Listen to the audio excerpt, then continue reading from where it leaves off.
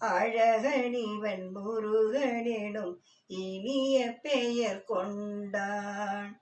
காலமகள் பெற்ற மகன் கோலமுகம் வாழ்க. காலமகள் பெற்ற மகன் கோலமுகம் வாழ்க. கந்தன் என குமரன் என வந்த முகம் வாழ்க. கந்தன் என குமரன் என வந்த முகம் வாழ்க. ஆறுமுகமான பொருள் வான்மகிழ வந்தான். அழகனிவன் முருகனெனும் இனிய பெயர் கொண்டான். தாமரையில் பூத்து வந்த தங்க முகம் ஒன்று.